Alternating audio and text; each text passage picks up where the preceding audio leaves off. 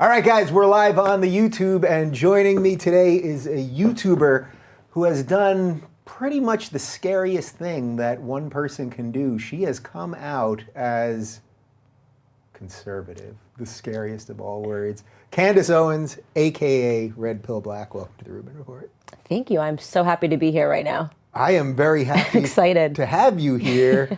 Should I be calling you Candace or Red Pill Black? How are we going to do this? I guess people are calling me Red Pill Black, so either or. You can call me Candace. Yeah. You said you were just walking down the street. Someone, there's Red Pill Black. Yeah, there's Red Pill Black. And I'm like, I'm Candace. But I'm glad it's catching. I like Red Pill Black, so. So before you were a YouTuber, which you're actually pretty new to, you went by Candace in the real world. I went by Candace, yeah. All right. Well, I feel like we're going to be on the level, so I'm going to go with Candace while we're sitting here.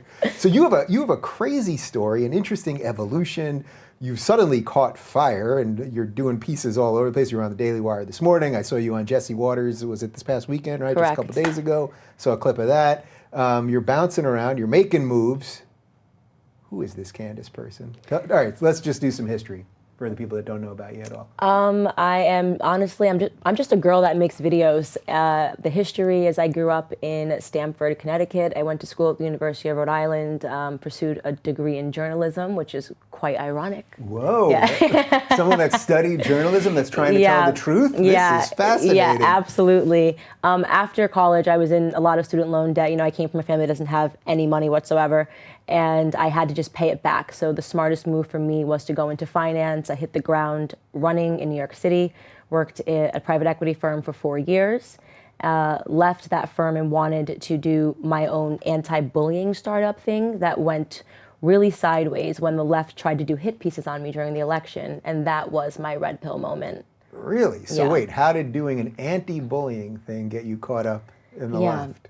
So I don't know if many people that watch this show are familiar with the Gamergate scandal. I certainly wasn't. I think most of my audience is familiar-ish, but like nobody fully gets it, I think. But feel free to take us down that road for a little bit. Yeah, so long story short, that whole scandal is built on a girl named Zoe Quinn who says that she was attacked by anonymous white men on the internet. And people were saying that that wasn't true, and she said that it was.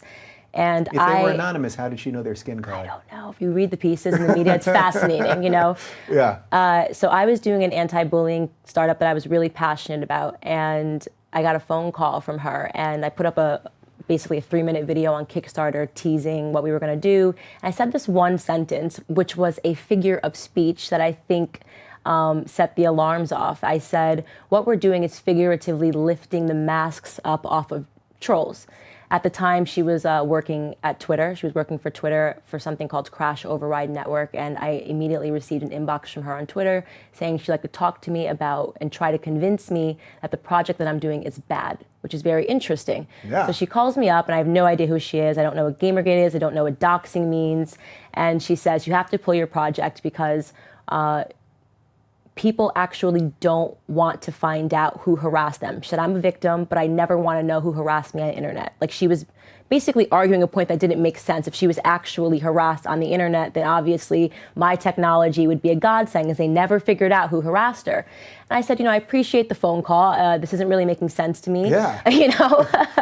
It sounds literally the reverse of what you'd think she would have called you to say. Absolutely. Okay. Like, she should have been on board with what I was doing. So totally appreciate the phone call, but I'm not going to pull my Kickstarter.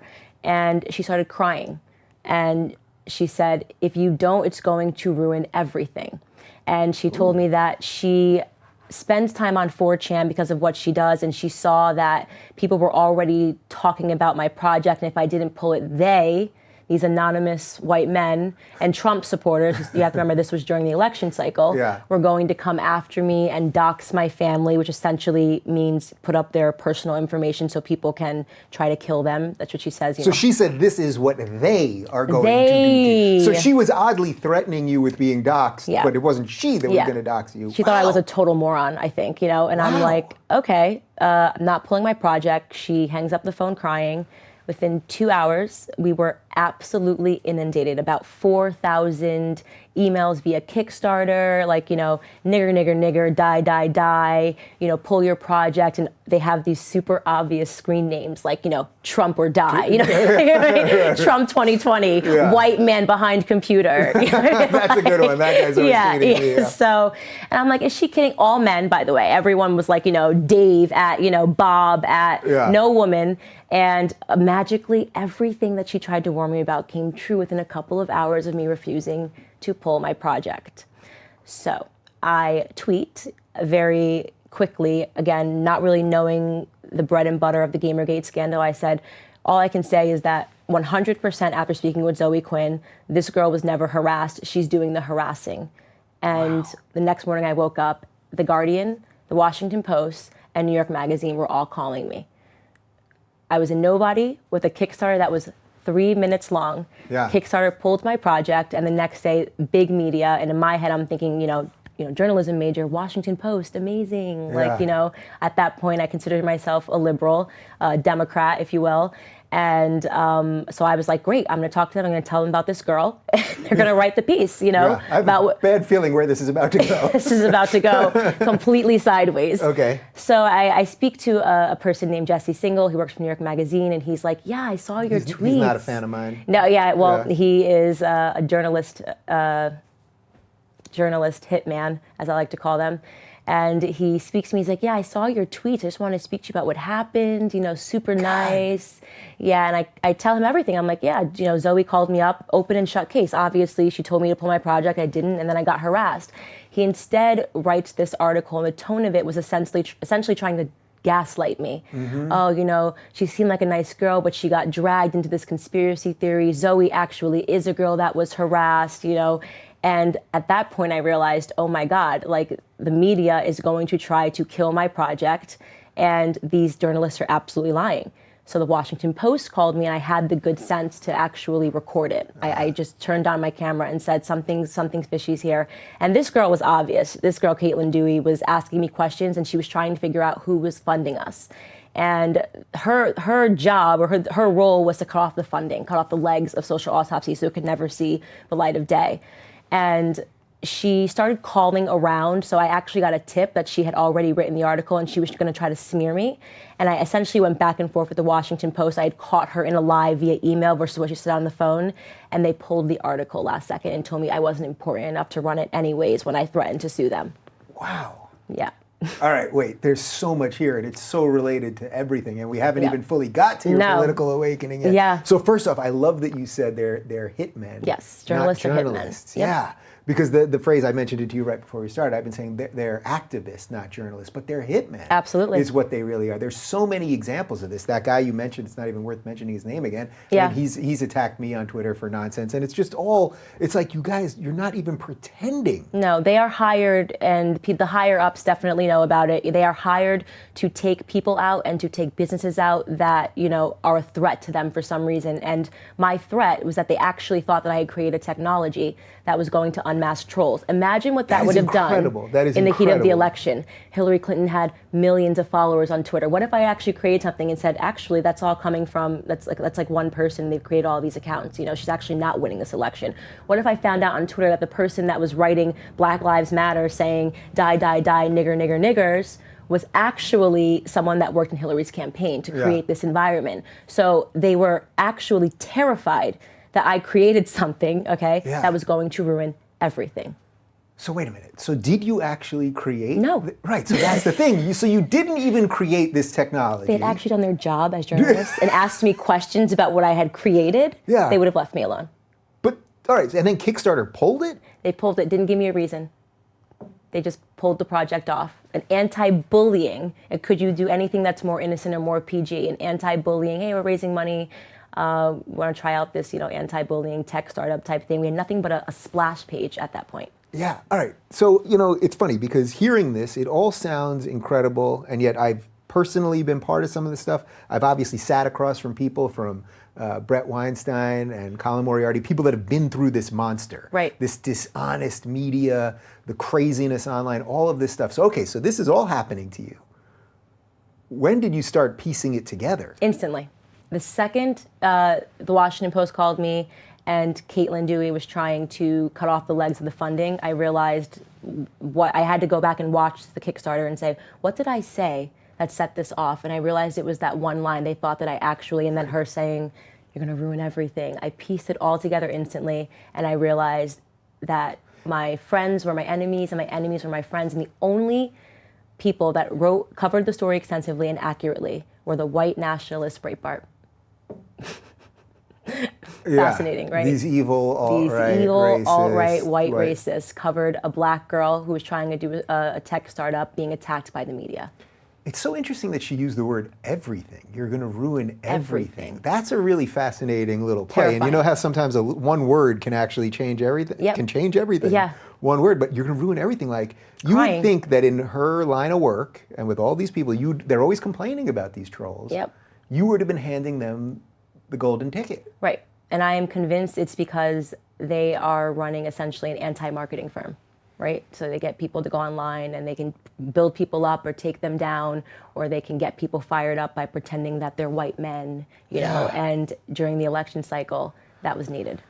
Man, you know, some of this, it's like, I try to deal with things in the most sort of real world way possible, and yet there's a conspiracy element to this, right? Like, and I'm sure you were dealing with that. Like, how far do I want to go down this, and where does this lead me? Terrifying. But yet I see real world examples of this all the time. Like, every now and again, I'll tweet something that might be remotely controversial, or it's usually a joke that someone just takes the wrong way. Right. But then I'll see someone will tell me to like go fuck myself or something, and then I'll look and it'll have 50 likes, the response. Now, none of those people follow me. They're all anonymous accounts. Right. And it's like, how did you even see that tweet in the first place? It's not even how Twitter works. Right. So we know that there is some shady shit here, and people, shady stuff happening. It's like, how do we piece all of this together? And think, she was working with Twitter at that time. Like, she was running the anti-harassment chapter at Twitter called Crash Override Network. So, Mamma mia! Essentially, Twitter contacted me. Yeah. In effect. Okay. Okay. So now you're waking up to this stuff. You realize it pretty quickly, which is actually a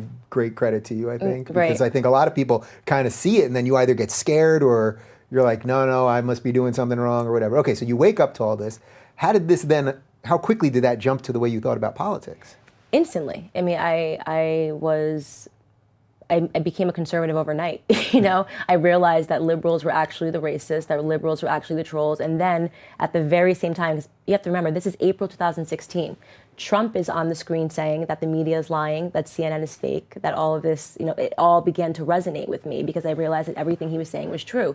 So I no longer bought into this idea when they were calling him a racist, a rapist, a white nationalist, everything. I bought none of it because I knew that the media hired hitmen. And they were doing the most ridiculous hit job on Donald Trump from start to finish of his campaign. Yeah. All right. So I want to put Trump aside for a second, but we will get back to Trump. But I'm just completely fascinated by your story. So, okay. So you get this now about the media. Right? But so what changed within you politically when you say you went from being a liberal to a conservative? Like, did you change on economics or on abortion or weed or gay marriage or? You know, when I think back on it, I don't even know that I ever really was a liberal. I didn't care about politics. So you have to think about this. I'm just a girl that was trying to pay back my student loans. I wasn't involved in politics. I didn't really know what being a liberal meant, what being a conservative meant. I think at the end of the day, I was always a conservative. I'm pretty rational. I'm very fact-based. In terms of, I will always value, like, you know, economics above like social issues and that sort of thing, as I understand that should take a back seat, obviously. You don't want to become a third world country, you know. While screaming about pronouns. Exactly. So I think I was always a conservative, or more conservative in that regard, but I started really deeply considering politics, my positions on everything, because of that experience. Yeah. Where are you on the social stuff? I think specifically what? Well, like gay marriage or I support gay marriage, yeah. I support gay marriage. I'm not really sure about abortion. I don't really have a position on that just yet. I think through that a lot. I have so many people and friends that have been through it. Wow, look at you, a conservative saying, I don't have an answer on that. Yeah, I don't have an answer on that. I thought you guys are all supposed to be evil, rush to judgment, kind of. Yeah, no, I'm open, and I make it very clear to everyone that I'm still learning. I'm still developing. I don't want to be one of these people that sits down and pretends that I know absolutely everything, because I think that that's the problem. in the world right now, is that everyone is pretending to know everything and people aren't willing to learn. And if I can go from someone who thought that they were on the left to someone who is, I think, more centrist and more conservative in a matter of 365 days, then would do me a lot of good to continue to keep listening and to continue to keep growing. Yeah. I like the emphasis on listening there. That's it's nice and it's refreshing and it's real. I mean, that's the thing. So, okay, so all this happens now.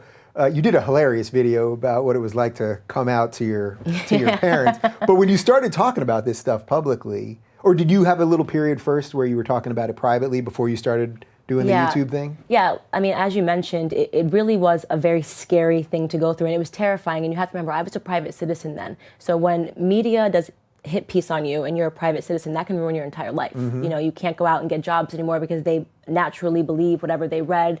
It seems incredibly controversial, and people don't want to deal with controversy. So I literally took a year off to just kind of rebuild as a person. Like, I was like shell-shocked. And I knew that I wanted to enter in, and I had to. I felt like it was incumbent upon me that I understood this, this fascinating thing happened to me. I felt like it happened to me for a reason. So I wanted to sort of re-enter the market as someone who was more informed and who could potentially red pill other people. Yeah. And then, all right, so what happened? Like, so you tell your parents. Yeah. The video you did is great, but like, what kind of reaction did you get out of your parents? I really didn't sit them down and tell them. I've always been kind of a wild child. My parents, I've always had my own mind, my own thoughts. I've never been a person that like my parents would expect to have to sit them down and tell them anything. I do what I want to do, you know what I mean? Yeah. But what was fascinating is the reaction you get thinking more conservatively with your friends, right? Your liberal friends. They have no tolerance. They have no tolerance if you don't sip the liberal Kool-Aid, and they're aggressive and they're mean and they can say nasty things, and suddenly you hit them with a fact and they're under attack, So there was also a natural shedding of my friends because I couldn't bear to be around, people that were constantly in this state of victimhood, who didn't want to exchange ideas, if you think that, then you're perpetuating rape culture. And I'm like, what? Because I don't think the judge of Brock Turner's case should get death threats. I'm now the perpetuator of rape culture. That's pretty aggressive, right? What about the type of things that they were saying to you based purely on your race, which, Yeah, instantly. If you are an African American or a black person, whatever you want to call it, and you think conservatively, you're instantly considered a traitor, an Uncle Tom, a coon. They don't want to hear anything that you have to say. So comes with the territory. I mentioned this to you right before we started, but I'm just going to repeat it real quick because I think it's worthy of repeating. But my friend David Webb, who's a SiriusXM guy and a Fox News contributor, the moment I realized how actually truly racist, not just the word racist, but truly racist so much of the left was I was on air at the Young Turks, and one of the hosts, we were watching a Fox News clip, and one of the hosts was talking about David Webb and saying, what a token black guy he is.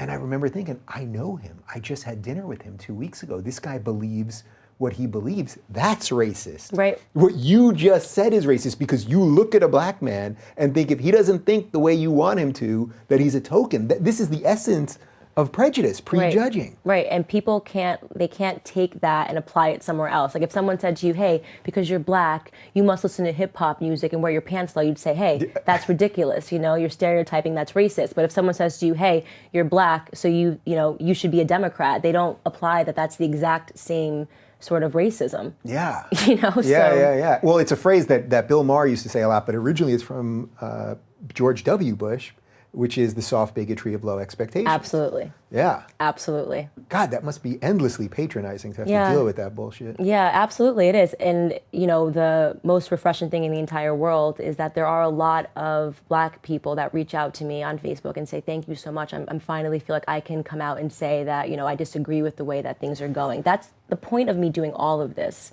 is to give black people, to re-empower them, to not be afraid that you're suddenly going to get your black card taken away, because you think differently, and to really challenge them to think as independents.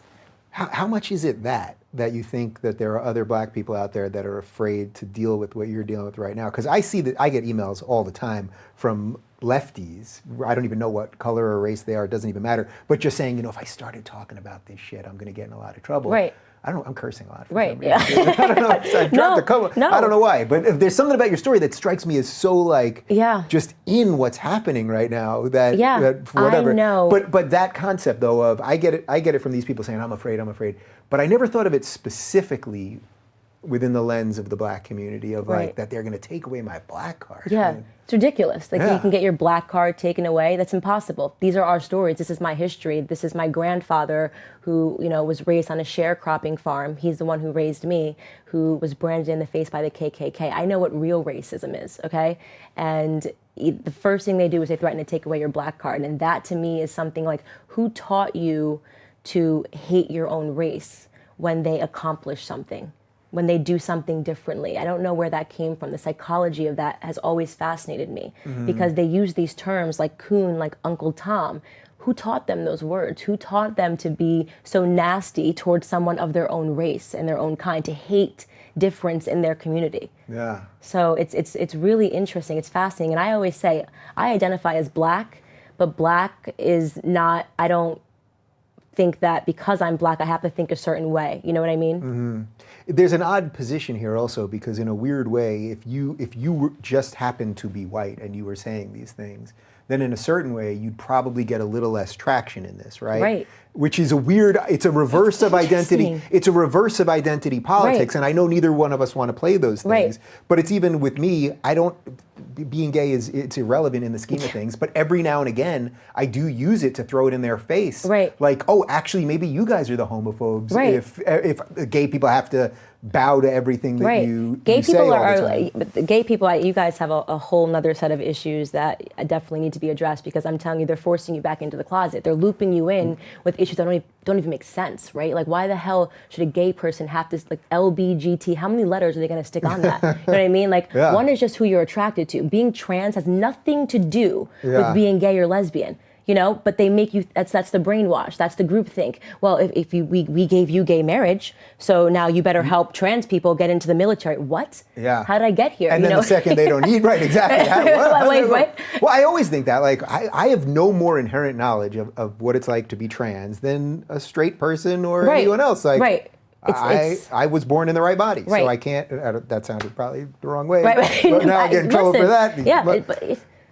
Yeah, that to me, that I say it all the time. Being trans, that's a mental disorder, right? Your mental and your physical aren't matching up. What the hell does that have to do with who you want to sleep with? Yeah. That's what being gay is. You know, so it's interesting to see that they constantly are trying to group people into like these things that don't even make sense and telling them that they have to staunchly defend this. Well, did you see? I mean, this intersectional road to hell. That's what it is. Yeah. When they latch together. Did you see that in Philadelphia at the Gay Pride Parade they took the rainbow and then they had to put a black and brown bar on it to represent communities of color or whatever it is, and it's like, wait a minute. The rainbow had nothing to do with race. Right. It was a wide. We welcome everybody, regardless of us.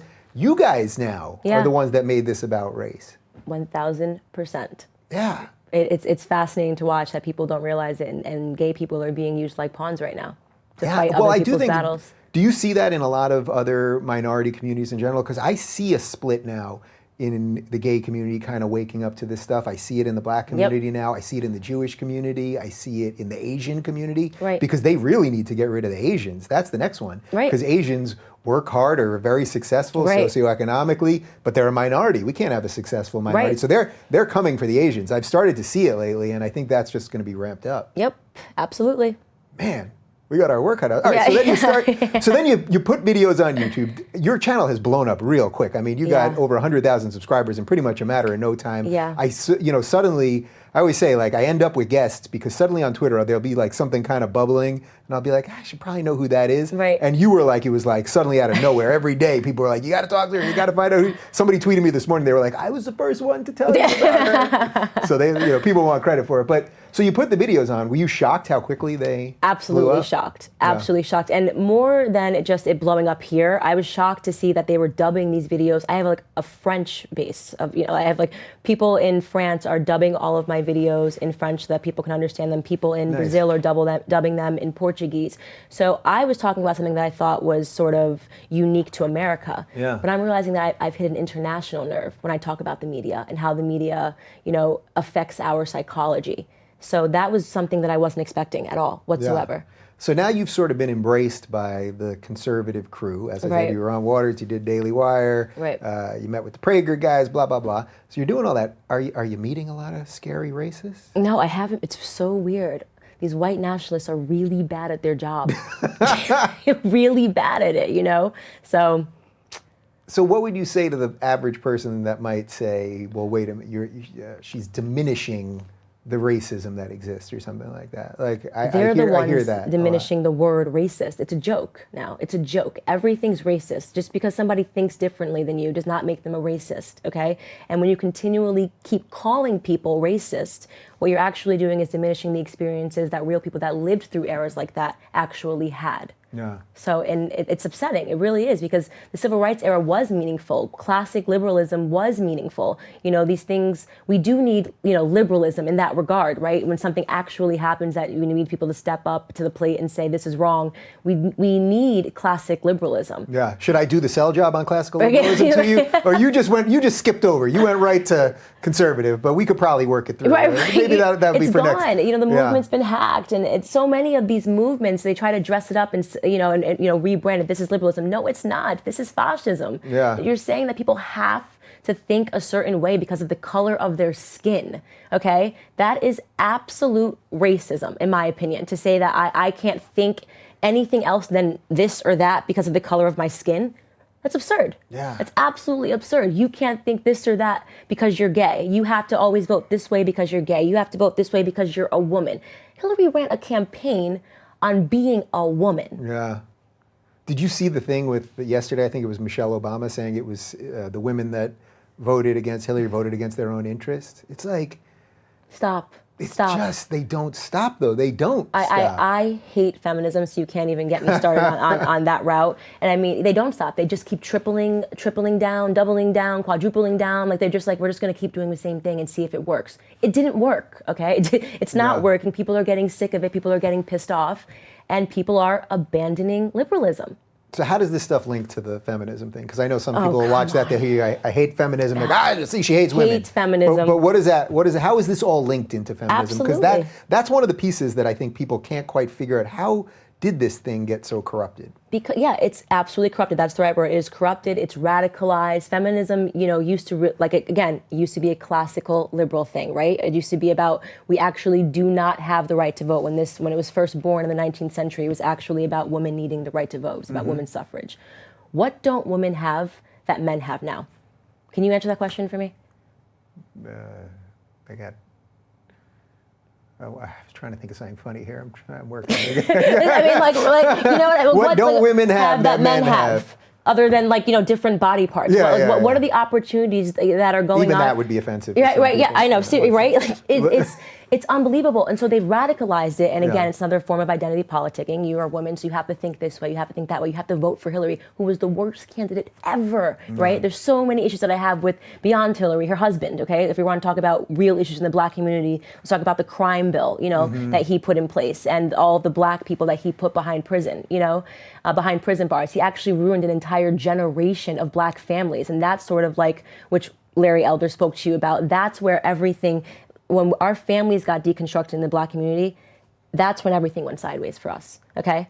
And instead we're talking about, BS, stuff that's actually not going on in the black community, like Black Lives Matter. And feminism is exactly the same exact thing is happening. They're talking about issues that aren't really happening in the women's community, and they actually don't embrace women, okay, if they think differently. Like, but God forbid a woman actually aspires to stay at home and raise her children. That's not an easy job to raise, 3, 4 children to be good citizens in the world. That's something that women should be proud of and embracing, but they want you to say, oh, if that's what you aspire to, then it's because you're a victim. Your husband made you do this. There are people that are happy in those sorts of systems. I don't want to be a man also, like this idea that women and men are equal. No, we're not.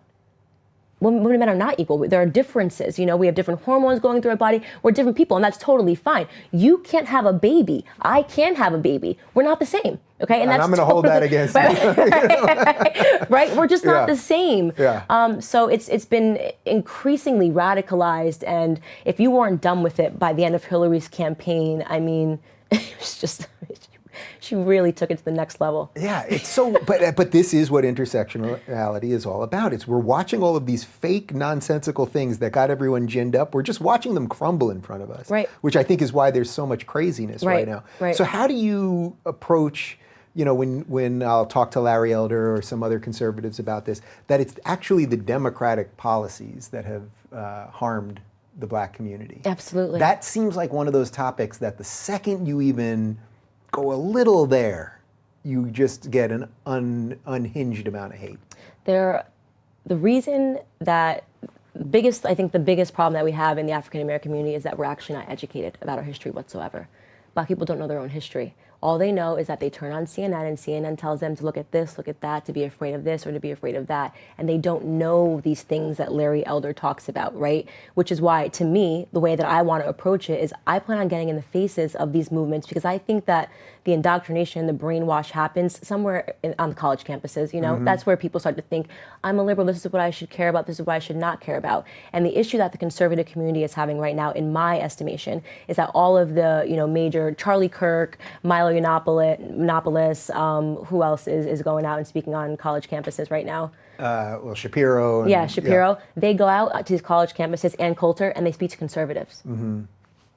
Well, that's an echo chamber, right? Yeah. I want to go out and I want to speak to liberals.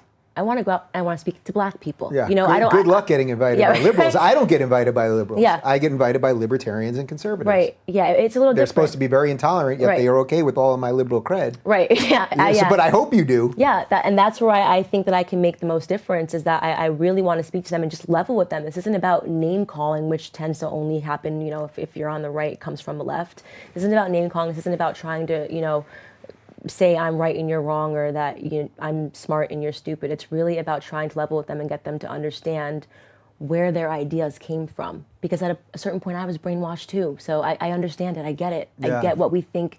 It starts beyond that. It starts in public school, you know? Like it's just, we're taught to be liberals. We really are. Yeah. It's interesting because I think usually when people have this awakening, there's like sort of like a subtlety to it or like it takes a little time. It's very obvious to me. Yours was just like, bam. Yeah. Like it just like smacked you in the face, like a truck hit you. Yeah. And then you just ran with it. Where I think a lot of people, and maybe this is a function of a little bit, I'm going to use a little identity politics here, maybe it's a little bit of white guilt. Yeah. That the average white person that's waking up to some of this stuff has been so guilted for so long to buy it. Right. That for you, you're like, it's me and my family. And for the white people, there's a guilt. Right. Guilt. Right. White guilt, that's fascinating. The people that are still liberals and they refuse to accept that I don't consider myself a victim. Like they need to be the superheroes, you know? Yeah. Like you are a victim or you're a black white supremacist, which is like, you know, Chelsea Handler recently. That pissed me off to no height. The idea that they're so far gone, leftists, they're so delusional that we've now gotten to a point where Chelsea Handler, a limousine liberal, right? Yeah. A limousine liberal thinks it's acceptable to start revoking black cards. You know what? I'll put it out right here. Here, I'm going to talk to the camera for a second. I'll put it out right here. Chelsea Handler, you are 100% welcome to come on this show. You'll debate her? Oh, 1,000%. I'll have to call it a debate. Yeah. Have a conversation with me. We'll have a conversation with you. I would be more than glad to do it. And you know what? I will donate all the proceeds. What, you got a charity you like? Should we let her pick the charity? Cycling to End Father Absence. It's a father absence charity that Done. I'm very We will passionate donate about. all the proceeds to that if she will do it. Yeah. And you know what? We'll donate all the proceeds, and I'll throw in $1,000 over that. Thank you. I would love that. I would love that. Yeah. Somehow I suspect she's probably not going to bite on this. Yeah. Right. Because they don't but want truly to. A conversation. I really mean that. It's not about. Yeah. It's not okay. What she did is not okay, and I was so upset about it because, like I said, these are our stories, right? Like I grew up around a dinner table where my grandfather told me what it was like to grow up in a segregated South, okay? Where my grandfather told me, you know, what it was like for him when he was 5 years old, get up at 4 a.m. in the morning before it was too hot to lay out tobacco on a sharecropping farm. The idea that she thinks that she can look me in the face or look any black person in the face without knowing their history, without knowing anything about them, and saying, well, because you think like a conservative, you're no longer black. I mean, it's the greatest insult ever. Yeah. Like I was fuming when I heard that. And I'm not the biggest, Stacey Dash fan, whatever it is. But when I read her article, responding to that, I thought that Stacey was too classy. I thought it was too highbrow. She should have been angry, and every black person, whether you are a liberal, whether you're a conservative, whether you're left or you're right, should be outraged that woman did that. Yeah. Because it's not only offensive to your own existence, but you're right, it's about the history. Yeah. It's also why, I see all the time, you can go and if you look, I think there was that, someone did a study that Ben Shapiro gets more anti-Semitic tweets than like the top 10 next people combined. And I've mentioned this many times, but I grew up around Holocaust survivors. I knew people that had the tattoos on their arms. Yeah. So if you say some nonsense to me online, it actually has no meaning because I know my history. Right. I know the history of my people. Right. I know what real pain is, what going through a real genocide is. Right. So it's a dismissal of the history. Right. Imagine if someone said you're no longer Jewish because you know what, you like this. Yeah. Excuse me? Yeah. Excuse me? Like, how far gone are Hollywood liberals? Do they think that that's acceptable? Yeah. Here we are in LA, and I'm talking about this stuff. Yeah, right. Can you move to LA? I need more allies out here. Can we get you to LA? What are you doing over there? Yeah, I don't know. I love Coast. New York. Yeah. East Coast. All right. Well, we should talk about the NFL take a knee thing because obviously that's what everyone's talking about. Right. What are your thoughts?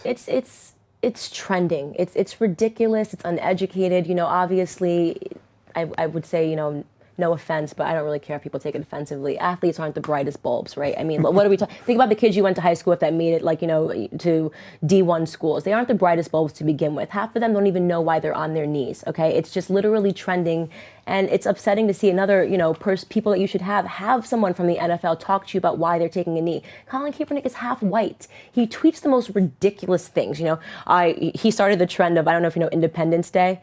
I'm not celebrating Independence Day because, this country doesn't represent my people's, 50% of him, he means, right? Yeah. My people's struggle. And so he instead spent Independence Day in Africa. Do people know their history? How did we get to America?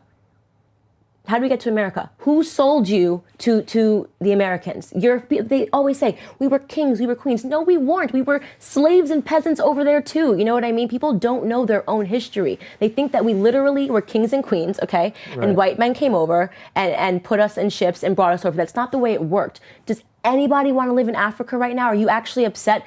In the history of every culture, people have been slaves.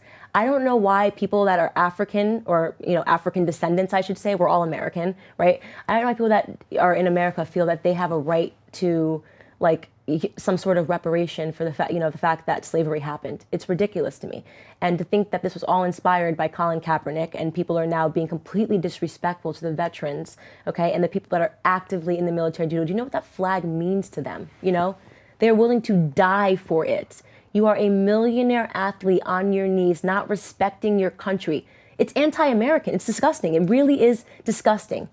So all that being said, you are for them being able to express that view, right? You're for them. I mean, I don't want to put words in your mouth. Are you not for that? For them being on their knees? For them being allowed to do it. Listen, people... Doesn't mean there's not going to be consequences. Right, that's what I'm saying. Yeah. They should do it and there should be consequences. If they want to do it, they should do it. But this is a job, they get paid, and customers are now leaving, if you will, okay? And this is a capitalist society. Fire them. Fire them. I'm happy Colin didn't get signed. Yeah, interesting. So my position on this is consistent completely with everything else, which is I believe they can do what they want, the business can do what they want, the government, as long as Trump, unfortunately, I think in this case, because I think he has exacerbated the situation, can say whatever he wants. Right. He can't put a law in place or an executive action, and then you as the fan can decide if you want to go or not. It's actually the beauty of democracy. Right. That's the video I did this week. We're watching freedom work. Right. It's upsetting, right. You know what I mean? Like there's a lot of inconsistencies in the way everyone behaves, but freedom's actually working right now. Like what other system would this be working as well? Absolutely, and I think the implications here is what we're really seeing is a preview to 2020. I think that for some reason the Democrats' new platform is like anti-American. Yeah. Like, it's anti-American. So let's see how it works out for them. Mamma mia. Mamma mia. Are you fully on board the Trump train? Listen, I like Trump. I did not vote for him, which is a common misconception. People think I voted for him. Nope. Alice was falling down the rabbit hole at that time, and I needed to learn. I had to relearn everything. It was like having to learn to walk and talk, and everything that you thought wasn't. And I like Trump because I like that he's not PC. I like that he says what is on his mind. I don't feel like I'm being sold something. You know, Barack Obama was an amazing speaker. He can get in front of a crowd and he can ease them instantly. But at the end of the day, he was a puppet who did absolutely nothing for the black community. I like Trump because he has financial freedom. I like that Trump is not taking money from George Soros, okay? And that means that there is a chance that we can, you know, sort of take out this globalist environment that has been created. And that is why they attack him so much, because they don't own him. So that is why I support Donald Trump. Yeah. So when you hear him do, you know, when some of the Twitter stuff and all of that other stuff, I mean, my feeling, I don't, you know, everyone's outraged all the time. So if he tweets something, I know it's stupid, or it's dishonest, or there was a grammatical error or a typo or whatever. And I know everyone goes crazy about all that. And I've tried not to care about that stuff too much, because I think it's all a distraction. The media is outraged. They write articles on the outrage before anyone has had a chance to get outraged. All of that nonsense.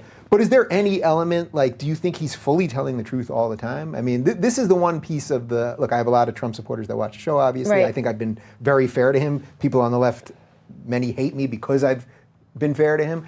But do you think there's anything to the element of just like, just the way this is all going down is not good? I think the liars are the media. I mean, I don't know if everything he says is the truth. I'm pretty confident that he would know better than to lie when everybody's waiting for him to lie. You know what I mean? He couldn't have more hitmen waiting to take him down. It'd be a really bad time to tell a lie that, you know, is researchable. Well, he's really good about saying something that's not quite true, and then everyone goes crazy, and then there's a grain of truth in it, so then everyone's like, see, it was kind of true. And I love that he tweets, because you have to understand that's the only way that he can get the truth out, and that's true. No matter what he says, they spin it. No matter how he says it, they spin it. We saw that with the Charlottesville thing. What he said was factually accurate, but they spun it to this, like, he's supporting the KKK, you know? So it is very important that he gets behind and he tweets, because it's how he won the election. Well, if it ain't broken, if it ain't, what's the expression? If it ain't broken, don't fix it. You know, so I think he's doing the right thing, and I think he understands how he got into the White House. And he knows that no matter what he does or doesn't do, the media's going to write a hit piece anyway, so go crazy. Yeah. What do you think about just the general state of things right now? Like, I sense sort of like an interesting optimism in you. And yet all hell seems to be breaking loose. And I vacillate. Like, some days I wake up, I'm like, man, you're really like sort of seemingly at the end of like some amazing experiment. And then on the other hand, I think there's all these cool people like you every day that are getting empowered. So like maybe there is some great chance here. I think that there is a tremendous opportunity here. The media is dying. The media is dying a slow and painful death. No one cares what they say anymore, okay? They can keep pretending and talking to themselves and laughing at themselves. Hollywood is losing power. It's crazy. I don't know if you noticed, but we used to put CNN on in the green room. We now put Cartoon Network. Because that's amazing. Politically, it makes a lot more sense. It makes more sense to put on like South Park or something, right? Like nobody trusts the media anymore, and so we're just kind of seeing what I perceive as like a mental spiral. Half of what they're saying on air should be kept between them and their therapist. You know what I mean? I'm like, should I be privy to this? Like, like they're spiraling because they are aware deep down, that they've lost control. People don't care if they think anymore. Their opinion's not valued. People would rather watch a girl on YouTube who flips open her laptop to talk about politics, okay, than pay attention to an anchor that's paid by CNN. What do you think about that kind of power? I think it's amazing. I think it's amazing. It means that people are hungry for truth, and it means that people are waking up. It's fascinating. We are in an era that is just absolutely fascinating, and I'm just so happy that I get to be a part of it. Yeah, it's so cool. Red pill. I just want to talk about the phrase red pill, because I think it means different things to different people. Why did you choose that? Well, the Matrix, and so it was purely off the Matrix. Purely off the Matrix. And I don't know what else it could mean. I know that the left tried to take it and say that it was like that it somehow means some white supremacist. They're just lying. Another hit piece, another day, another hit piece. Red pill. It's in the true essence of the Matrix, which is that once you start realizing how things actually work, right? Then you are a red-pilled individual. So. And I just added the black because... Then you threw the black in there, just because you could use that identity nonsense against them. Yeah, right? and my goal is to wake up people in the black community because we are the ones that are being used the most by Democrats. And like you said, they have built the systems that keep us down, and yet we keep supporting them. Yeah. All right, so here's what we're going to do. We're going to do about 10 more minutes, just the two of us. We're going to take like a 30-second break, and then you'll take questions from the good people out there, right? Absolutely, of course. With no rules? No rules. No rules. No rules. Live, unedited. All right, so about 10 more minutes. So, all right, so is anyone on the right these days doing right by the black community, do you think? If it is the democratic policies and identity politics that's harming the black community, is anyone on the right addressing it properly? Yeah, they're all called coons. You had Larry Elder here, yeah. I mean, there are people that are trying to educate them, they're trying to help the black community, and they're being, unfairly labeled and scrutinized by the media. So there are a ton of people out there that are trying to do the right thing, and a lot of white people, but unfortunately the second, a white person tells black people what's actually happening, they get labeled a white nationalist. Yeah. And black people are racist in a way that they actually won't listen to what you have to say if you're white. They just assume that, they have the upper hand in the conversation, because that's what the left has taught them, and it's all white privilege, and he doesn't know what he means, he doesn't know what he's saying, so dismiss him, he's a white supremacist. Are you shocked how quickly the white supremacist meme got out there? Like, it actually does show success, I think, in sort of what I've been fighting against for these last couple of years, because I kept mocking the words bigot and racist. Right. Because this is nonsense what you guys are doing. Right. So I almost feel like they've thrown those words out. Yeah. You don't hear anyone's called a bigot anymore. Right. You barely hear they're called a racist. Right. Now they're white supremacists. Everyone's a white so supremacist. we've actually, it does show that in a way we've shifted this thing where what's next? I don't know what you what got could after white supremacists? I don't know what could possibly be next. I really don't know. They're sucking the fun out of everything, like I said, and that, comedy's dying. To go back to the NFL thing, it's just like, geez, the left, I don't know if they sit around a table and come up with, what else can we take the fun out of? You know what I mean? Like, what else can we take the fun out of? That's what it feels like, right? Like, you don't want to watch football. You don't want to watch award shows anymore. Everything is about politics. Everyone wants to be a hero and say something for 5 seconds of an applause in their own echo chamber. Man, you're so right. Even the Emmys last week, I every other year in the last 5 or 7 years probably, I've live tweeted them. Who cares? You're live tweeting Emmys. This year I was just like, I just don't want to deal with politics on a Sunday night. It's unbearable. And I didn't watch any football. I'm not even the biggest football fan, but on a normal Sunday, I'll just flick around a couple games. People aren't watching it, because they're sucking the fun out of everything with all of this virtue signaling, and I don't know what's next. Disneyland, maybe, They're coming. We're going to come, and Mickey's going to be kneeling down or something. What's going on here? And the toddler's going to be crying, and they're going to explain that, I don't know. What do you think that's about? That sort of sucking of fun? Because I do think there's a reason. There's a reason the fun suck. I think there is a reason. If they can keep you miserable all the time and keep you guilty all the time, you're very easily manipulated. Yeah, it's brainwash. It's a system of mass brainwash, obviously, but it's not working. And that I don't know if I'm overly optimistic, but I'm extremely optimistic because you and I are sitting here having this conversation. Because I was just at the Daily Wire earlier today, and their office space is growing and growing. It's fast. And because the conservative movement is growing, because people are realizing that there's nothing left for them on the left. Yeah. You either want to race towards the bottom, because that's what it is, right? It's I'm a bigger victim, I'm a bigger victim, I'm a bigger victim, I'm like, what are you guys racing? Yeah, go the wrong way, guys. Right? Go the wrong way. Let's do this, you know what I mean? And people get sick of it. It's a constant state of misery. Yeah. And yet it works to a certain crew. Do you think this is all about education, period? Yes. Like at the end, Yep. I've started to really come around to that. It's sort of cliche sometimes when you're like, oh, education's the answer to everything. Right. But the basic, even just in the last couple of weeks, I got into something with an old friend of mine who I've recently reconnected with and was saying all this sort of, not outright calling me a racist or a bigot, but it was all right there. And I really just wanted to be like, you don't know anything about political philosophy or what the foundations of a government are, right? And I just I've gotten pretty good at just getting rid of these conversations and making sure it doesn't escalate, so I kind of let it go. But that's what I left with. If you don't understand what rights are, what the purpose of a society is, owning your own mental capacity and all that stuff, you're going to fall for any of this stuff. Well, listen, let's call it what it is. The majority of people from an IQ standpoint are stupid. So that's the quote from this. No, it's true. I mean, factually speaking, 80% of people, I don't know what the IQ range is, but they're actually not that intelligent, right? So that has been kind of the leftists, okay, well, let's just feed them stuff. They're not smart enough to think through it, and they'll fall for it. And so it's very easy to manipulate them, and they're just being brainwashed. Yeah. Man, Yeah. I feel like we should jump into the questions because I Let's do feel it. like people are gonna have a gajillion questions for you. Did I miss anything here? I feel like No, we hit no. it, right? Yeah. Yeah. All right. So here's what we're gonna do. Give me. I said 30 seconds. 30 1 minute. You want 1 minute? 1 minute. I don't care. 1 minute, people. 60 seconds. We'll be right back.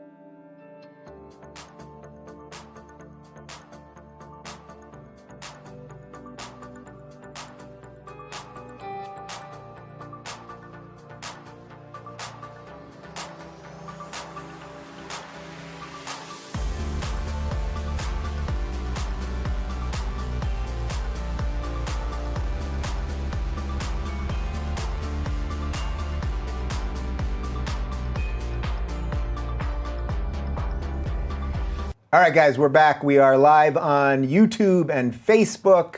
I am here with Candace, a.k.a. Red Pill Black. People seem to like you. Yeah. Did you know that? I hope so. They dig what you're doing. All right, so here's what we're going to do. We're going to take questions on Patreon. So if you are a Patreon member, you can just comment in the video box right there. So we've got a bunch of questions there. We're also going to do the super chat thing on YouTube. So depending on how much you give, it bumps your question up and has a better chance that I will see it here. We're getting all this live. Candace said to me right during the break, there are no rules. So here we go. We'll start with super chat. Using the current trending hashtag take a knee controversy, do you feel the media's focus on the problems in the black community is helpful or just exploitation for their own agenda and doing more harm in the long run? The media is not focused on issues in the black community at all. The issues in the black community are not the national anthem. So, trick question. What would you say the issues are? Prison. We have to talk about prison reform. We have to talk about education. We have to talk about fathers, getting the black families back together. How much of this do you think is about the family thing? Because I see conservatives talk about it a lot, and years ago, if you would have asked me, I would have been like, this is eye off the ball stuff. And now I do see it differently. It's so much. I mean, you have no idea what it means, not to come up with a father figure, in these black communities. People are raising themselves. Kids are raising kids, So there are a lot of things written into that. I'm passionate. I'm literally doing a charity event on Sunday for father absence. Nice. What sympathies do you have with the blue pills and their positions? That's a good one. Yeah, I love that question. I have a lot of sympathy because I was one of them. I understand how easy it is to get brainwashed because it's written into our DNA from the time we're in like kindergarten, okay, until you finish college. So I know that they're not being willfully ignorant. They just don't know any other way, and I'm hoping that I'll be able to guide them. Yeah. Are there any leftist things that you have sympathy for or think they might be doing better than the conservatives or anything? Right now, no. Yeah, nothing. Sorry. All right. Don't be sorry to me. Just wanted to know what you think is the truth. Okay. I would love to see a brief exploration of whether classical liberalism would naturally be the path of Black Americans if the Democratic Party had not co-opted the process of freeing us all from bigotry in America. It's a great question because I think that most minority communities in general would completely identify with true classical liberalism. Of course they would. They did. Of course. But it's not here. Thoughts on the surveillance state? What's that? The NSA and spying and... yeah. I 1,000. Do I think it? What thoughts in what terms? Do I think it's actually happening? You want to go. Do you think it's necessary or? I definitely. I don't know. I don't know if you're allowed to take an I don't know here. Yeah, I'm going to take an I don't know. You. I don't want to say something without being, completely educated on the topics. And some of these things that people always say, is it a necessary evil, and I don't really know. Yeah. It's funny how everyone's going to suddenly want you to know everything about everything. You're like, I created a YouTube channel that grew pretty quick. Now I have to know everything. Yeah. I don't really know. I don't really have thoughts on that right now. Yeah. Wasn't Social Autopsy really shut down because trolls from 4chan and Kiwi Farms exposed security flaws and showed it's a doxer's dream? So some of that's going a little over my head. I can answer the question, yes, but you have to remember that Zoe was running that. She told me that she was on 4chan and all of this stuff. So they were the ones that were inundating Kickstarter and calling them. Kickstarter never gave me an explanation for it. They just said that it was pulled because it went against their policies, but they never, indicated which policy it was. Yeah, I mean, your story, I almost think, not that I like to bring the law into a lot of these things, but really in a way she was extorting you. Yeah. Is what she was doing. Yeah. You had a subtle conversation where she said, if you don't do this, right. It's sort of what CNN did with that meme maker. Yeah. Remember? Yeah. If you do this thing again, we're going to release your information. Yeah. And she really did the same thing. It kind of shows but you she did it behind anonymous trolls, so to ever, Oh, just the worst. Okay. All right, this is a kind of long one, so bear with me. This is from Patreon. I have trouble reconciling a lot of Trump's policies as outright racist or outright discriminatory, and the reaction from the fringe left activists has been enlightening, to say the least, about how fractured the party is. Is the net effect of this socio-political debacle a reformed, more rational, accountable left, or the formation of an independent party that manages to actually satisfy the needs of both sides of the aisle? I'm thinking Bernie and Johnson supporters. So I think basically what they're saying is there any chance that the moderates that are left on the left, whoever they are, can they fix this, or is it just too late? It's too late. I think any moderate that's on the left is going to end up going to the right. It's unfixable. Yeah. Yeah, I tried. Yeah, I tried. I did what I could. Do you believe the war on drugs disproportionately affects the Black community? Yes, I do believe the war on drugs disproportionately affects the Black community. Yeah, so that might be somewhere where you'd have sympathies with a leftist position. Right. You have to because the left is more focused on reforming prisons. Right. Maybe not doing it in the right way, but they are more focused than the right. And I take a lot of issue with the war on drugs, period. I just think that it's an illness and we're not addressing it the right way. Putting people in prison that are addicted to drugs is just, it's beyond me when people, they're not themselves. And yeah, I have a lot of thoughts on that, but I agree. Yeah, it's still so crazy to me. And obviously we're here in California where it's medicinally legal, and I guess as of next calendar year it'll be recreational legal. But that I used to, in New York, I'd get weed and that could be a crime. Where here I can literally walk 2 blocks away when we walk out of here, and I can get a joint at a store. Yeah, it's ridiculous. Yeah, it's pretty nuts. Okay, Super Chat. So much of the Black brainwashing takes place in Black churches. Once that's baked in from childhood, can the liberal stranglehold on the Black mind be broken en masse? That's interesting. Do you think that there's a connection to like a politicization of churches? I really don't know. Not religious at all. Yeah. So it's hard for me. I always try to pull from my personal experiences when I consider these questions, but I really don't know. I don't go to church, so. Okay, super chat. School choice, abolishing the minimum wage, and deregulating venture enterprise would do more for the black community than any welfare program. Yep. The black community has become subject to the state. I mean, this is the Larry Elder stuff that you're talking absolutely. about. I agree. So how do you do that, though? I know you're not a policy expert specifically, but like, so if you've had a group of people, forgetting color, but you've had any group of people on welfare for so long, how do you just flip the switch? Because you do it. You just do it. You just do it. Okay. Put their backs against a wall and watch people fight. Okay.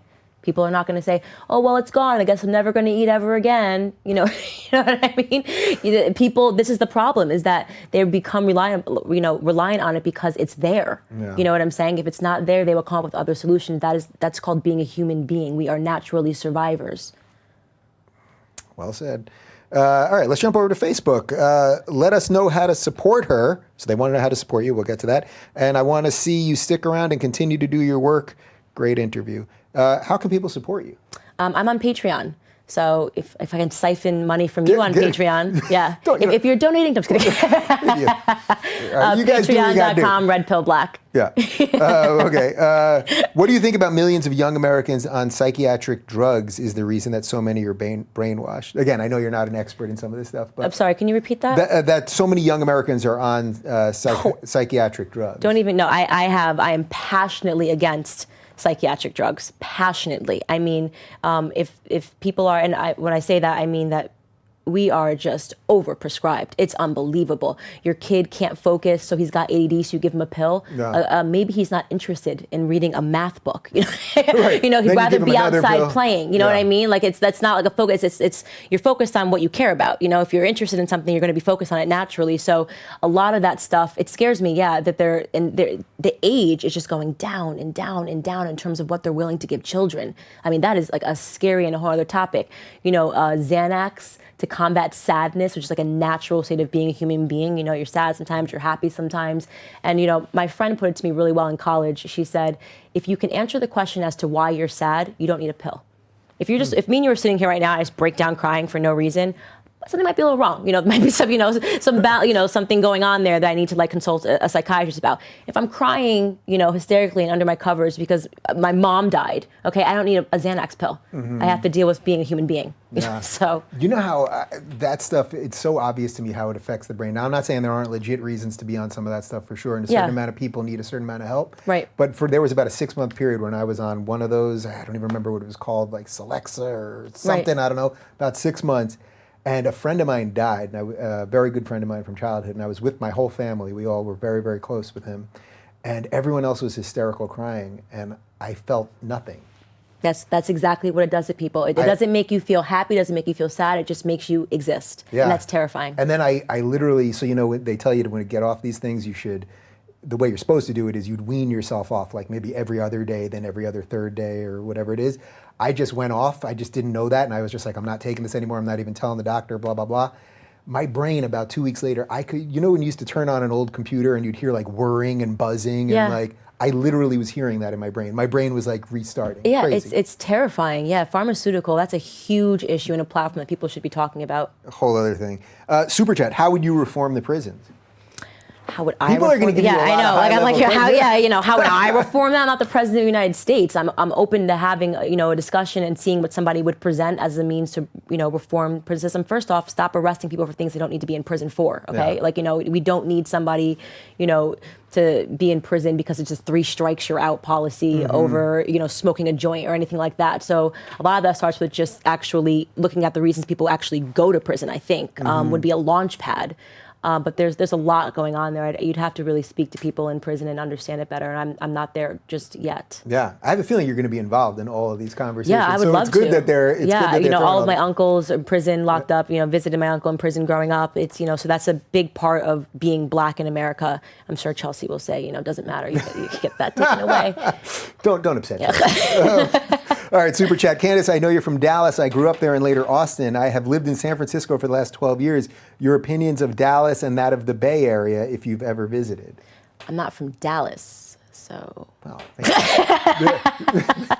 they got the wrong black girl. Yeah, wrong red pill black. Maybe red pill white or red pill Well, red. I think you were just saying you were just up in San Francisco. That is the that was my leftist first bubble time. of lunacy. Yeah. How was it up there for you? I sat under an empathy tent. Something I thought I would maybe see at a preschool. Yeah. It was in the middle of the square, like their main square. I can't think of what the name of it is. There was an empathy tent with what's going on in there? Oh, I went right in there. I was like, hey, what's going on in here? Can I sit? They're like, yeah, we just talk about our feelings. I'm like, are facts allowed? They were like, okay. Get the hell out of here. Yeah, let's get her out of here. That's hilarious. I mean, do they have puppies that you're rolling around? Yeah, it was like, I'm like, really, we've got a problem. We're starting to, the college campus thing is getting a little bizarre. And these are adults. These are grown men. I mean, these are like, older than you. Like, I mean, they were like grown men sitting under there saying, I was like, well, why'd you guys launch this? And they're like, Barack Obama gave a speech saying that, we need more empathy. So we made a tent. I'm like, all right. I like how you just went ageist there. Older than you, you old bastard. She was pointing to the gray in my beard. Do you think that police action like stop and search, where black people are more frequently checked, is racist or logical based on statistics of crime? For example, in the UK, black men are more likely to carry knives, but stop and search was canceled as it predominantly targeted black youths. So it's a good question, because this is one of the ones where they see that it generally does work in lowering crime, and yet there could be a racial element to it. Right.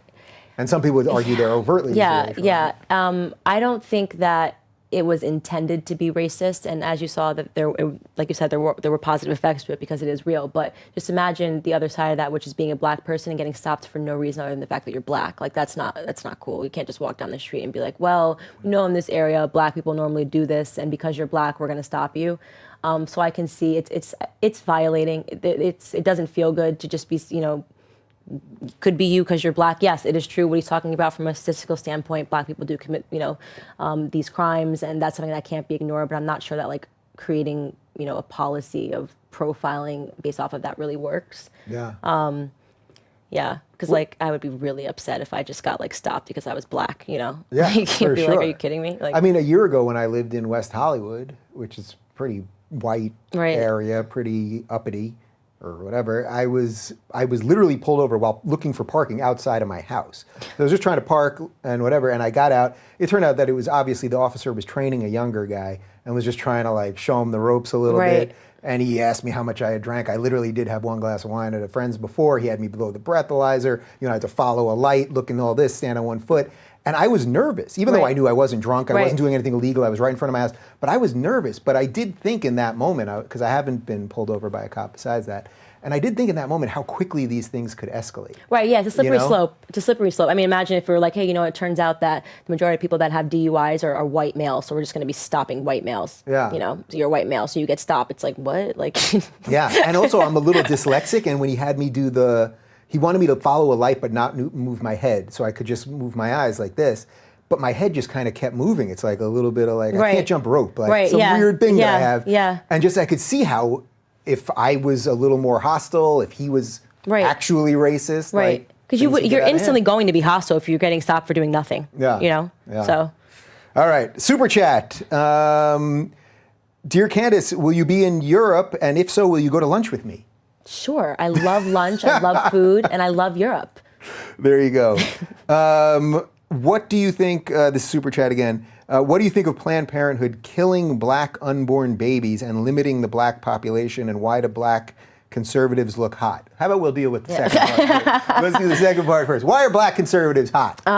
Black conservatives are hot because conservative women tend to not prescribe to feminism. And feminism teaches you that if you're fat, it's their fault, not yours. You shouldn't have to try to look nice ever. Just be a fat slob, and it's everybody else's fault, not yours. The world's broken, not you, girl. Ironically, that was the least controversial part of the question here. What was the first part about Planned Parenthood and black? Yeah, I agree. Planned Parenthood, and that's why I said I definitely am trying to really form my opinions on abortion. But I hate Planned Parenthood, and it's 1,000% true. Even the locations are in these poorer communities, and it was literally built for the purpose, and it served its purpose. It has decreased the black population by a lot. So where are you at on abortion in general? I know you're I'm going to wait before I'm ready to talk about where I stand on that, because I don't want to back myself into a corner and not be able to backpedal while I'm still, Yeah.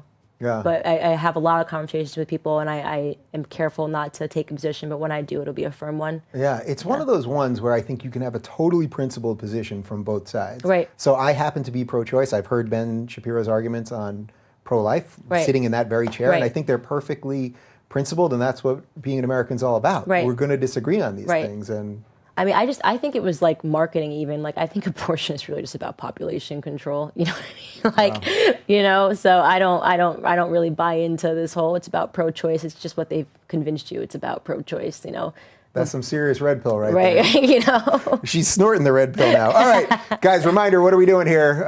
We're taking questions with Candace on Patreon. It's all loaded right in the chat right there. And on Super Chat, we'll take a couple on Facebook as well.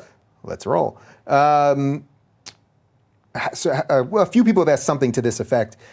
Black on black crime, how do you address it? I mean, first off, address it, right? Get off your knees at a football field talking about the national anthem, and let's talk about the South Side of Chicago, Let's draw attention to real black issues. Let's stop pretending it's the police and this don't shoot movement when, like, no black people die at the hands of police, statistically speaking, every year, and we're slaughtering ourselves, It's insane. It's absolutely insane. And I think the first part is actually addressing it.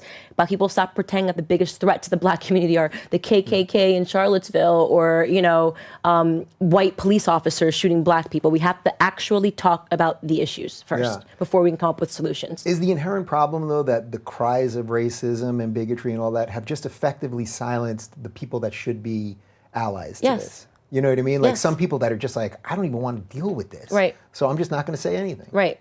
Absolutely. Absolutely. Yeah. You got to work on those people. Yeah. Get cracking. What are you doing here with me? Come on. Get moving. How did Candace see the light / what opened her eyes to the truth? You already addressed that, so we'll let that one go. Patreon, are you equally as scared of the language morphing process we have to dance around concerning groups like Antifa? I have friends who believe they're actually anti-fascists, despite their actions directly conflicting with the concept of fascism. Many of my friends buy into the rhetoric and buzzwords used to prescribe their political enemies. Words like feminism, equality, racism, and privilege seem to have been toxically infected with the definitions that make conversations about these issues even more touchy. This whole question has sort of been a through line to everything we're talking. But what do you think about that? Just the words, the way we're using words backwards these days? It's sloppy. They don't even realize it's in most situations, which he mentioned, it's counterintuitive to everything that the movement once represented, right? What classic liberalism versus liberalism, classic feminism versus what feminism is today. These movements have been hijacked. And people don't realize it because they really don't even know how these movements started. They don't really know history at all, They just think they're doing something. It feels good because CNN tells them they're doing the right thing, which is amazing to see. Trevor Noah, be outraged, be outraged. No one sees Trevor Noah in the audience at Black Lives Matter protests. No, he's walking around New York, like swanky penthouse, the puppet, another puppet. He's doing okay. Exactly. Well, that's the thing. For me, I just hate how it's killed comedy. Yeah. Like, I just hate how these people are just screaming all day long and they don't care about evidence. I saw all of these people last week with Betsy DeVos flipping the Title IX thing. Yeah. And all these comedians screaming about how Trump's pro-rape and they're all pro-rape. Right. And it's like, actually, Title IX, the way it was being instituted was actually harming young men who were completely innocent and was creating a way around due process and against the Constitution. Yep. You can't get through. You can't, like I said, they're just not educated. And like you said, it's killed comedy. Nothing's funny anymore. I don't know how many times they can say the same joke before they realize that only they and their friends are laughing. And man, they're going to kill comedy, kill sports, and then everyone will be tuning into you on YouTube. So, exactly. It's fine. It'll work itself out. You have a favorite book? I read a lot. I don't know if I have a favorite book. Nothing favorite? All right, I'll take it. You did sort of answer this one, but maybe you can go on it a little bit more. Do you think there is a bigotry of low expectations? Of course there's a bigotry of low expectations. They've somehow convinced the African-American community, black community, whatever you want to call it, to argue, to say that they need help. We need help. No, don't take that away. We can't do it by ourselves. There's no way we can do it by ourselves. You take that away, we'll have nothing. That's so sad. It's sad to me that they don't think that they can make it on their own, And that is the bigotry of low expectations. And again, all we have to do is inject a little bit of education, because when you actually sit down and teach them, most people that are on Section 8 have bigger fish to fry than, like they actually don't even know what they're accepting when they take it. They just know that they're pregnant, they're going to have a baby, and they have mouths to feed, right? And this person's going to give them a check. That's the extent of their knowledge in terms of what they're accepting. Yeah. And people need to actually explain to them. There's no one explaining to them what Section 8 is at Section 8. You know, Right. you know what I mean? Right. Yeah, do you understand the implications here? If it's not something you want to be on, it's something that is going to be generational, because it encourages you not to get married, it encourages you to have more children, and you can never have more, it's just, you're just always under. So again, starts and ends with education. Why does it feel like the race discussion are boiled down to white versus black, while Hispanics are only mentioned when it comes to immigration, and Asians are out of the conversation entirely by the left? That is a great question. And also, am I the only person that knows mixed kids? These poor people are like, what the hell am I gonna do? Right? Yeah, I'm half white, half black. I'm half Spanish. Am I the only person? Again, is Candace Owens in a bubble? Am I the only person that has tons of friends that are mixed? Yeah. It's a joke. They literally have boiled it down to there's only white or black. Pick one. Yeah. It's crazy. It's delusional. Do you buy what I was saying earlier about the Asian community? That's the next one for them to turn on. It has to be. It has to be. You're right. They go after it. They're doing too well. Yeah, they're doing too well. So you have to take them down. Yep. And the more of this fake diversity stuff that you force through, who's it going to hurt? It's actually going to hurt the Asians. Right. The Asians that are working hard, that deserve the same equality that everybody else deserves. What do you think of affirmative action? I think I know your answer already, but is there any merit to any of it at any level? No, get rid of it. No, absolutely not. I think that there are things that, if we're talking about just letting someone into a school because they're black, affirmative action, there are definitely things that I think would be great in terms of establishing more scholarships for black people, or encouraging them. Again, a lot of the stuff starts at home. These kids go to school in high school tired because they're raising their baby sister when their mom's, trying to work at night. That's really what goes on in black communities. Affirmative action, it's an insult. It's an insult. I can't get in based on my own merit. We have all the resources to get in based off of our own merit. We don't need help. And also, by the way, it's counterintuitive to capitalism for affirmative action. It doesn't even make sense. Imagine if we just started hiring people based off of political correctness. We need 3 black guys. He's not the smartest guy here at Goldman Sachs, but you know what I mean? There's a global market happening. We hire the best. Yeah. We want the best, the best, the best, the best, the best. Well, I always think of it in terms of think about it just in terms of a doctor or airline pilot. Don't think about it just in terms of You're right. Of the ditch digger, although perfectly nice guy too. But could you imagine? Your doctor at the end of the day, forgetting race. Yeah. Do you want your doctor to be the best educated and most equipped to deal with the surgery you're going to deal with, or do you want somebody that's skated by? Perfect analogy. It's a perfect analogy. Yeah. I know you admire Kanye West. Do you think that Kanye will be speaking out for the truth anytime soon, or has he been threatened into submission? Before you answer that question, I will tell you, although I can't tell everyone where we are right now, I do see Kanye often somewhere very near where we are right now. That's all I can say. So maybe I can work a little something there. Oh my gosh. I am only a fan. People ask me, who are you a fan of? I'm only a fan of Kanye West. And the interesting thing is, popular Kanye quote is that if you're a fan of Kanye West, you're not really a fan of Kanye West, you're a fan of yourself, and you believe that you can make it. And his whole brand, his whole brand, and most people who don't like Kanye West don't follow his music, so he doesn't make, they just think he's an asshole and he's an arrogant asshole.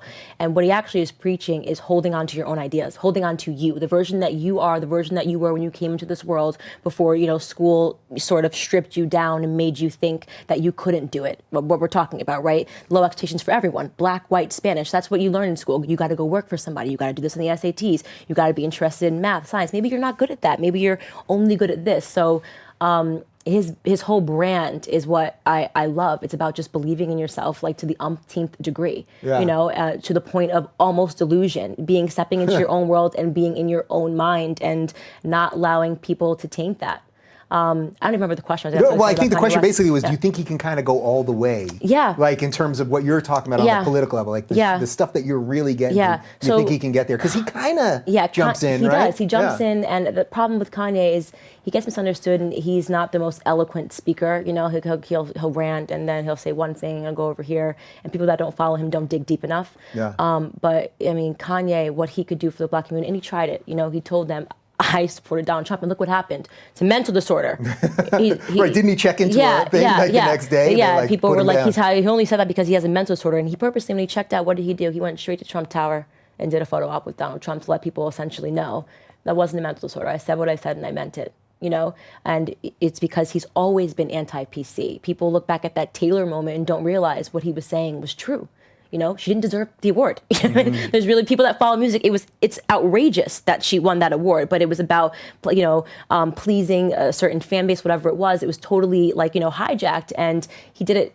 Again, not the most eloquent guy, right? You know what I mean? Yeah. That doesn't really think through it. Does he acts, and then afterwards, like, okay, maybe I shouldn't have done it that way. But what he was saying was incredibly important. He's always been anti-PC. Yeah, it's funny. I don't even remember. I remember that moment. I was watching it, but I didn't know a lot about who they think should have won. It was Beyonce. Did you see the ladies video? Right. And she won for like a fairy tale princess like dress up. It was.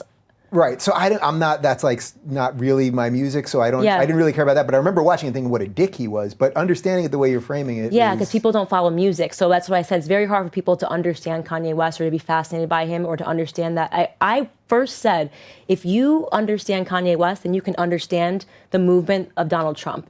Like, it's funny to me that people can't correlate that. It's very similar. It's just anti-political correctness, you know? Really interesting. All right, from.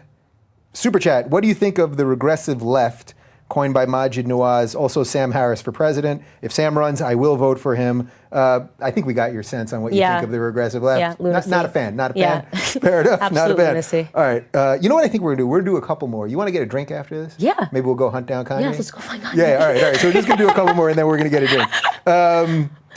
Dear Candace, taking positives from the negatives, do you think that Hollywood's leftist rhetoric is going to push people away from cinemas and perhaps into more creative pursuits? Plus, you're super pretty. Thank you for the super pretty comment.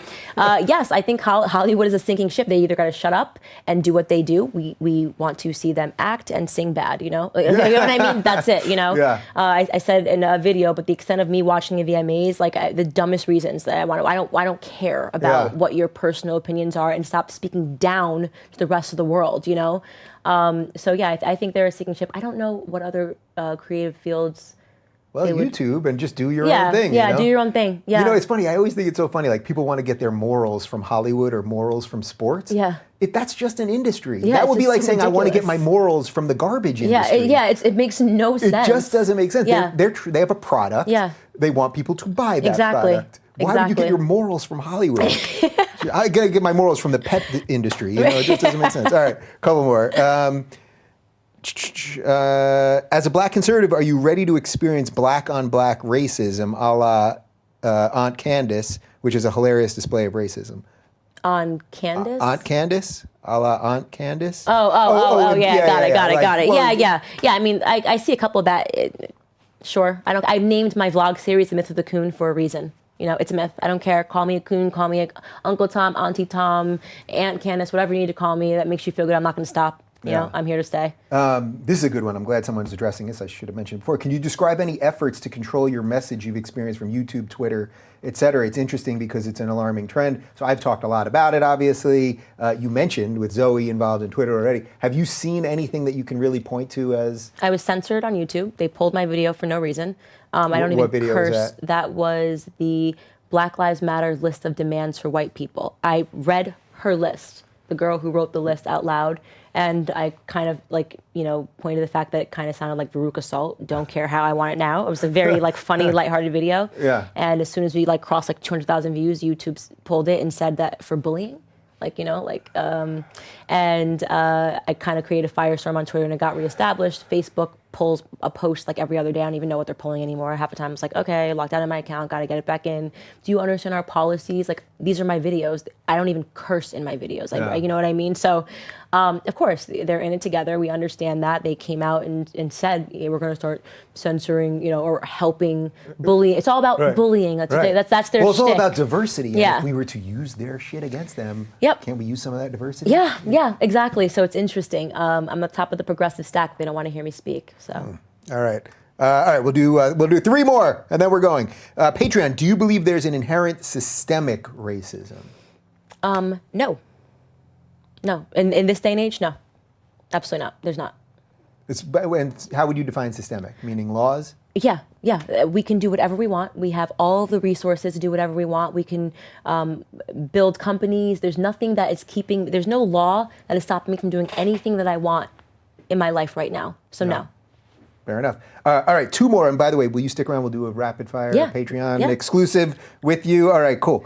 This is super chat. Between the core principles of democracy and republicanism, which do you subscribe to most? Is it better to abandon a movement once it's been hijacked, or do everything you can take it back? I think the second half of that is more interesting because I think we're both sort of in that position. Like, I tried. I really did try. And now I just don't believe in what the modern left is. Yeah, you can't. You have to just jump ship. And especially right now, it's just absolutely insane. I mean, there's no way one person, 100 of you couldn't do it, you know? Yeah. Are you getting any outreach from people on the left going, I kind of get it? Or is it? Yeah, actually, I have fans that inbox me and say, you know, I would love to have someone to speak to. I feel like this is getting crazy and my friends are, you know, getting increasingly, you know, more terrifying.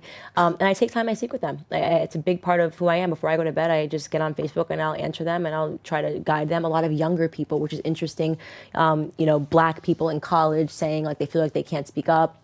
So definitely. Yeah, cool. All right, last one. I feel this is appropriate. Hey, where can I get those shoes, girl? You can get these shoes from Madewell. Madewell? Yeah. All right. You feel good? They should give me something for that. I just did a nice plug for Madewell, that's right? a great product They're placement. Check. Yeah, man. All right. All right. Thank you so much. I'm so glad we did this. I'm so happy. I'm not kidding. You want to go hunt down Kanye? Yeah, let's go find Kanye. Let's go find Kanye. All right. Candace and I are going to go find Kanye West. But if you want more with her, we're going to do a Patreon exclusive rapid fire, which will be, it's exclusive, so it'll be on Patreon only. I thank you. I mean, it's so obvious to me. You're going to be like a rising star in this space, and we need allies wherever they are. Absolutely. And, thank you for having me. You're clear, and like you're saying your truth. I love it. Thank you so much. I'm absolutely honored to be here. Yeah, cool, awesome. All right, so we're going to do that, and then if you see anything weird about Kanye in the news tonight, it was probably well, that's pretty 50-50. Scale Spence. It's me. All right, thanks for watching, guys.